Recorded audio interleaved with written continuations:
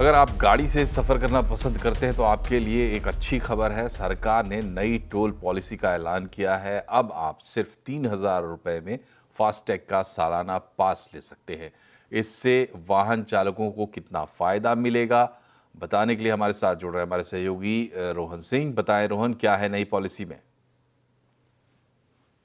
जी, काफ़ी समय से इस पॉलिसी का इंतजार था और आज नितिन गडकरी जी ने इसकी घोषणा भी कर दी है। दरअसल अब आपको 15 अगस्त के बाद से सिर्फ एक बार आप चाहें तो एक एनुअल टोल पास बनाएंगे और उसका फ़ायदा पूरे साल भर ले सकते हैं। दोबारा आपको कभी बार बार लाइन में लगने की ज़रूरत नहीं पड़ेगी, बार बार टैक्स कटवाने की ज़रूरत नहीं पड़ेगी। ये पूरे साल वैलिड होगा, बशर्ते जो मैक्सिमम लिमिट रखी गई है वो 200 ट्रिप्स की रखी गई है। 200 ट्रिप्स का मतलब जो हमने क्लैरिफिकेशन लिया है इस पर 200 टोल नाके हुए, यानी कि अगर आप ऑन एन एवरेज कैलकुलेट करें तो एक नाके पे आपको 15 रुपए देने पड़ रहे हैं। लेकिन ये आप वैकल्पिक रहेगा, ये ऑप्शनल रहेगा, ये आपको डिसाइड करना है कि आपको ये स्कीम लेनी है या नहीं लेनी है। आप चाहें तो जो पुरानी स्कीम है वो भी कंटिन्यू कर सकते हैं। इस पर डिपेंड करता है कि आप कितना ट्रैवल करते हैं साल भर में, उस हिसाब से आप कर सकते हैं।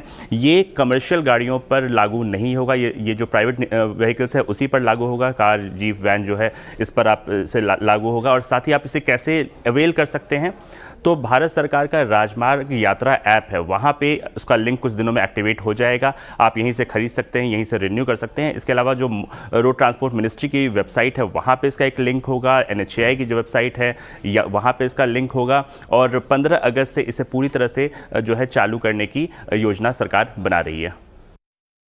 निश्चित रूप से ये जनता को इस स्कीम से राहत मिलेगी। ये स्कीम केवल नेशनल हाईवे के लिए है, क्योंकि वही हमारा अधिकार है। बाकी रोड जो स्टेट के होते हैं उसके ऊपर ये लागू होने का प्रश्न ही नहीं होता। मैं फिर से एक बार आपको ये विश्वास दिलाता हूँ कि इससे काफ़ी बड़ी राहत मिलेगी और 15 अगस्त से ये स्कीम पूरे भारत भर शुरू होगी और जिसमें निश्चित रूप से आपकी जो तकलीफ थी वो कम होगी। और गाड़ियों और सफर से जुड़ी एक और खबर, थर्ड पार्टी मोटर इंश्योरेंस महंगा हो सकता है। ERDI के बाद अब वित्त मंत्रालय ने भी मोटर इंश्योरेंस का प्रीमियम बढ़ाने के पक्ष में अपनी राय दी है। ज्यादा डिटेल बता रहे हैं CNBC TV 18 के यश जैन।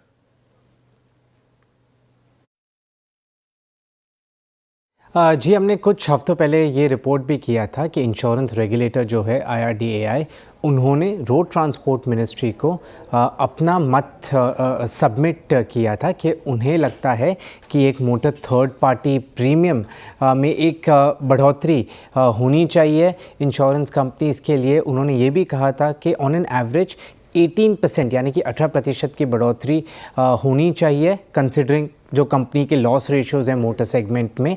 और कुछ सेगमेंट में ये बढ़ोतरी जो IRDAI ने मांगी थी वो 22 से 25% की थी। हमें अपने सूत्रों से अब पता चला है कि दूसरे जो स्टेक होल्डर्स है उनमें से एक जो फाइनेंस मिनिस्ट्री है, उन्होंने भी अपना मत रखा है। उन्होंने भी कहा है कि 18% की बढ़ोतरी मोटर थर्ड पार्टी प्रीमियम में की जानी चाहिए रोड ट्रांसपोर्ट मिनिस्ट्री के द्वारा। हमें ये भी पता चला है कि road transport ministry actively consider कर रही है ये प्रपोज़ल और इस पे एक डिसीजन अगले 1 से 2 हफ्तों में लिया जा सकता है। ये काफ़ी इम्पॉर्टेंट है क्योंकि पिछले 3 या 4 सालों से कोई बढ़ोतरी नहीं हुई है मोटर थर्ड पार्टी प्रीमियम में। जो लॉस रेशियोज़ है वो बढ़ते दिखे हैं। ICICI लोम्बार्ड की बात करें तो यहाँ पे मोटर पोर्टफोलियो में लॉस रेशियो उनका 64% है, गो डिजिट का 69% है, न्यू इंडिया एश्योरेंस का 108% है। और अगर 18 से 20% की बढ़ोतरी होती है मोटर थर्ड पार्टी प्रीमियम में तो ये कंपनीज़ को अपना कंबाइंड रेशियो इम्प्रूव करने में 4 से 5% से मदद करेगा। जो कंपनीज़ मैंने कहा ICICI लोम्बार्ड, गो डिजिट और न्यू इंडिया एश्योरेंस। अगर इनकम टैक्स या कस्टम विभाग आपकी नहीं सुन रहा है तो अब आप सीधे देश के सबसे टॉप अधिकारी के पास अपनी शिकायत दर्ज करा सकते हैं। जी हां, कैबिनेट सचिव के दफ्तर का डेडिकेटेड सेल DPG अब इनकम टैक्स और कस्टम से जुड़ी आपकी शिकायतें सीधे तौर पर सुन पाएगा और संबंधित विभाग को तय सीमा के भीतर समाधान करने के लिए निर्देश भी दे पाएगा। डिटेल जानकारी बता रहे हैं आलोक प्रियदर्शी। बिल्कुल, देखिए, अगर इनकम टैक्स और कस्टम विभाग में आपकी सुनवाई नहीं हो रही है तो अब आप सीधे देश के सबसे बड़े अधिकारी यानी कैबिनेट सचिव के दफ्तर के तहत डिपार्टमेंट ऑफ पब्लिक ग्रीवांसेस में अपनी शिकायत सीधे भेज सकते हैं, जहां एक डेडिकेटेड सेल न सिर्फ आपकी समस्याओं को सुनेगा, बल्कि एक तय समय सीमा के भीतर संबंधित विभाग को समस्याओं का निपटारा करने के लिए निर्देश भी देगा। दरअसल अभी तक कस्टम और इनकम टैक्स डिपार्टमेंट इस ग्रीवांस सेल, जो सरकार का central public grievance redressal system है, उसके तहत शामिल नहीं था, लेकिन सरकार ने इसे अब इसके दायरे में लाने का फैसला किया है। इससे जाहिर सी बात है, जो कि एक्सपोर्ट और इंपोर्ट से जुड़े हुए कारोबारी हैं उनको, और साथ ही आम जो इनकम टैक्स पेयर हैं उनको काफी फायदा हो सकता है, क्योंकि कई बार ऐसी शिकायतें आती थी कि इनकम टैक्स डिपार्टमेंट में अधिकारी मनमानी करते हैं, भ्रष्टाचार करते हैं, वहीं कस्टम डिपार्टमेंट में भी खराब सर्विसेज का हवाला दिया जाता है, और साथ ही साथ जो रिफंड में देरी होती है उससे भी परेशानी होती है। लिहाजा अब ये दोनों डिपार्टमेंट में अब जो इनके टैक्स पेयर्स हैं उनको परेशानी नहीं होगी। इनका समस्या का समाधान डिपार्टमेंट ऑफ पब्लिक ग्रीवांसेस के तहत प्रभावी ढंग से हो सकेगा। सरकार ने वन नेशन वन टाइम नीति को लागू करने के दिशा में आज सभी संबंधित स्टेक होल्डर्स के साथ एक अहम बैठक की है। इसका क्या फायदा होगा और क्या तैयारी है, इस पर कंज्यूमर अफेयर्स सचिव निधि खरे से बातचीत की हमारे सहयोगी असीम मनचंदा ने। भारत का टाइम आ गया तो हम वन नेशन वन टाइम की बात करें, क्या फायदा होगा इससे हमको? देखिए, इससे सबसे बड़ी जो एक उपलब्धि होगी वो ये कि जो हमारे कंज्यूमर्स हैं, डिफरेंट स्टेक होल्डर्स हैं, चाहे वो टेलीकम्युनिकेशन के लोग हों, banking, insurance, SEBI, BSE, NSE, railways, ऐसे तमाम सेक्टर्स हैं, पावर ग्रिड, जो कि टाइम स्टैंपिंग करते हैं और टाइम की उन्हें आवश्यकता है। अभी तक देश में जो टाइम लिया जा रहा था वो जीपीएस बेस्ड था, और इसी कारण से टाइम के डिस्प्यूट्स को लेकर के कोई ऑथेंटिसिटी नहीं थी। लेकिन अब चूंकि ये इसरो के द्वारा और एनपीएल के द्वारा ये जो पूरा इकोसिस्टम बनाया गया है, इसमें ये सुनिश्चित किया जा रहा है कि न केवल जो उपभोक्ता हैं या जो हमारे सेक्टर्स हैं, स्टेक होल्डर्स, उनको एक्यूरेट प्रिसिशन टाइम का डिसेमिनेशन हो, और जो भी उनकी रिक्वायरमेंट हो, यदि उन्हें इतनी एक्यूरेट रिक्वायरमेंट है टू द नैनो सेकेंड या माइक्रो सेकेंड या मिली सेकेंड या इवन सेकेंड, तो उन्हें एक अश्योरेंस रहे कि उन्हें जो समय मिल रहा है वो वास्तव में उसी एक्यूरेसी और प्रिसिशन का।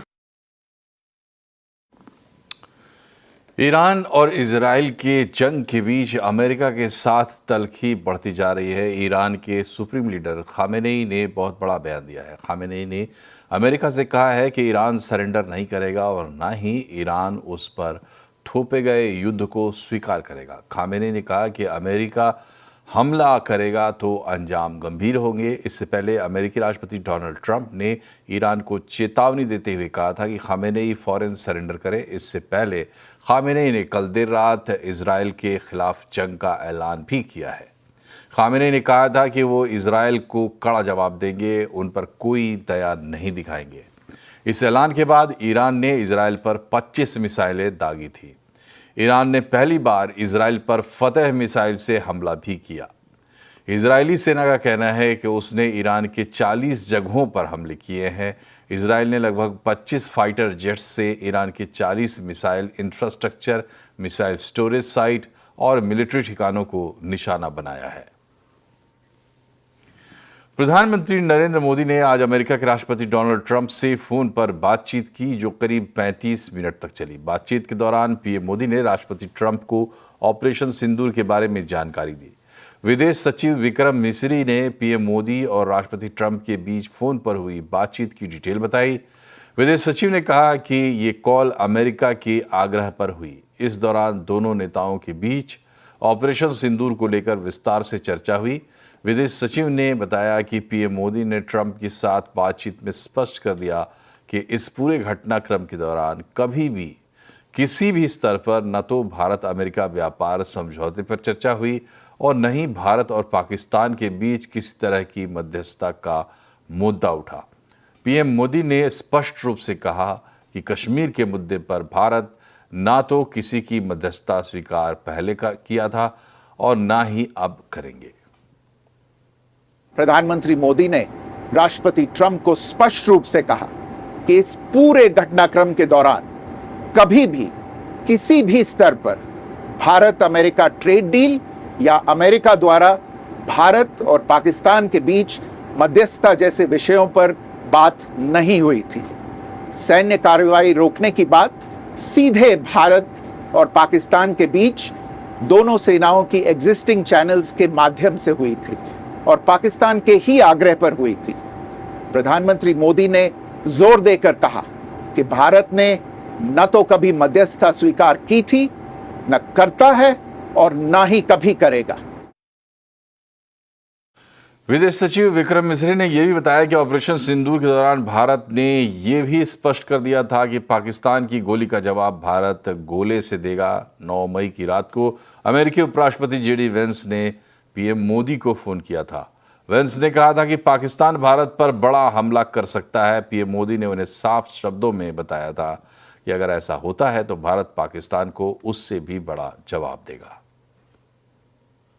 प्रधानमंत्री मोदी ने यह भी कहा कि भारत अब आतंकवाद को प्रॉक्सी वॉर नहीं, युद्ध के रूप में ही देखता है और भारत का ऑपरेशन सिंदूर अभी भी जारी है। प्रधानमंत्री मोदी ने कहा कि 6-7 मई की रात को भारत ने पाकिस्तान और पाकिस्तान ऑक्यूपाइड कश्मीर में सिर्फ आतंकी ठिकानों को ही निशाना बनाया था।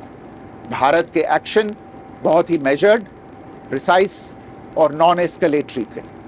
साथ ही भारत ने यह भी स्पष्ट कर दिया था कि पाकिस्तान की गोली का जवाब भारत गोले से देगा। और आज सेबी बोर्ड की बैठक के बाद सेबी के चेयरमैन इस वक्त प्रेस से बात कर रहे हैं। सीधा आपको वहीं लिए चलते हैं। Benefits even after being specified as the promoter and the company becoming a listed entity. These proposals will also, promote many of the startups, etc. when they come for listing, and the founders losing those, they have to liquidate. So if they have been given the ESOPs 1 year prior to listing and filing of the draft DRHP, then they can continue to hold them. However, the board has not approved. I mean, there was, during consultation, some people were saying that even the ESOP should continue to be made available to them even after their listing, post-listing as ESOPs. Those have not been agreed to yet.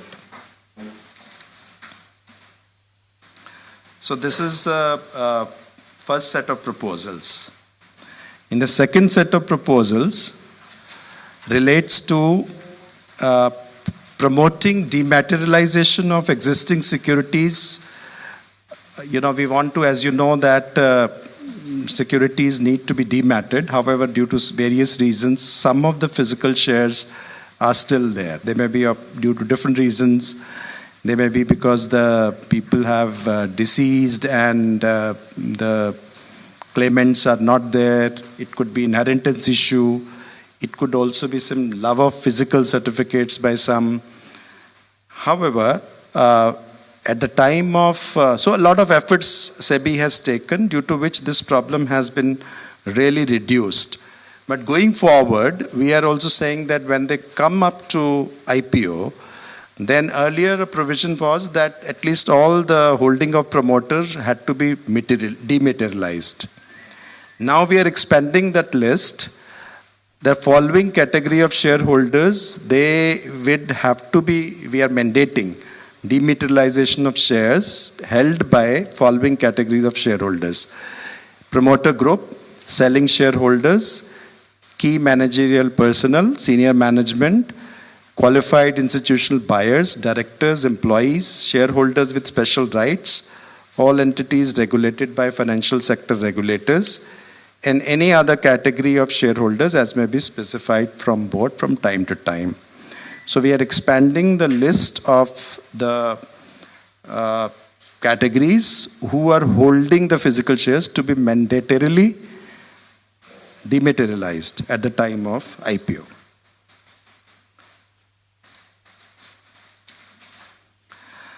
The third proposal is regarding simplification and streamlining of placement document for qualified institutions placement. So as you know, the QIPs are undertaken by listed companies and they are offered to qualified institutions buyers. And these institutions are well aware of the developments. They are institutional players. And listed organizations, there is a lot of disclosures already available. So therefore, this placement document was earlier too long, and that has that's supposed to be rationalized. And this is building on the simplification and streamlining earlier undertaken for rights issue by listed entities. So what we are basically, the risk factors, now we are saying that they can be included only specified in relation to the issue. Not all of the risk factors need to be given. Providing summary of financial position, providing a summary of issuer's business instead of giving detailed this thing. I think there are several such things where we have rationalized, as a result of which is expected that the placement document may be reduced approximately by 40 to 50%. And it will also bring in uniformity in disclosures by all the issuers. Here I just want to point out as a generic case, all of these proposals, there have been consultation papers, public consultations have been done, it has gone to the respective committee and then it has come to the board. So I'm not repeating it for every item, but the same process has been followed, and you are aware that we have now a regulation which says how to bring in changes in the regulation, which mandates public consultations. So all of these cases, public consultations have been held. And that is how I think media already knows most of the time. But this time you will also see in your press releases a little bit of a different version maybe. And maybe you can really very quickly grasp, what is being changed, because all of these are very technical matters. So, of course, if you need further details, you may, of course, refer to consultation papers which give you more information. The fourth proposal relates to the special measures to facilitate voluntary delisting of certain public sector undertakings. Now, there are some public sector undertakings where the holding is 90% or above, that of promoter. Now, they are there due to many legacy reasons, historical reasons, also due to a fact that some of them may not be doing well, but they may have been listed in the past on a very thin, sort of float.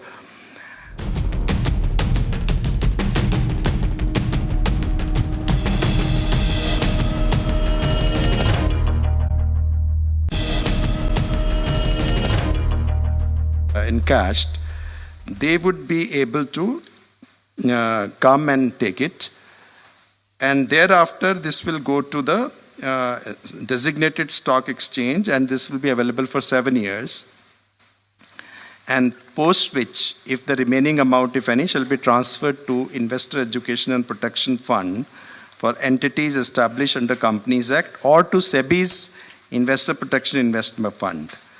For any claims to be made subsequent to such transfer, the investor can approach the designated stock exchange, which will be reimbursed by IEPF or IPF as applicable. So, again, these proposals have also gone through a public consultation process. Just for your information, there are only 5 such listed PSUs where promoter shareholding equals or exceeds 90%.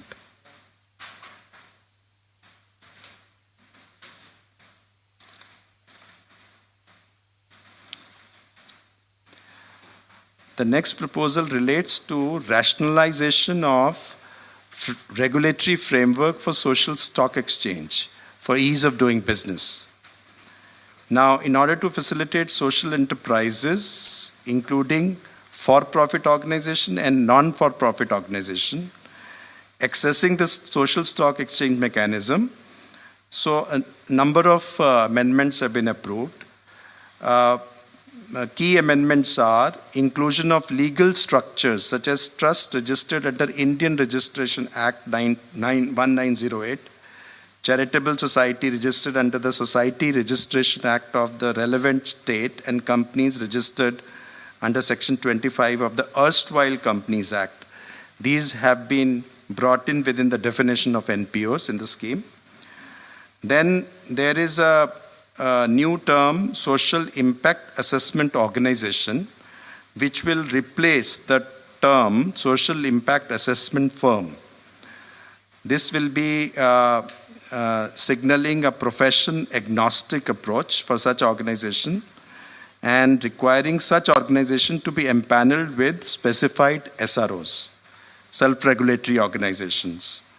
Such organization will be required to have at least 2 social impact assessors in full-time employment for conducting social impact assessment.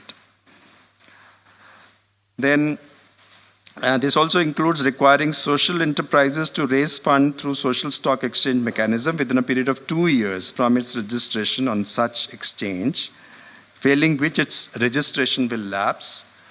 Expansion of eligible activities for social enterprises to mobilize funds by aligning activities with activities listed in Schedule Roman 7 of the Companies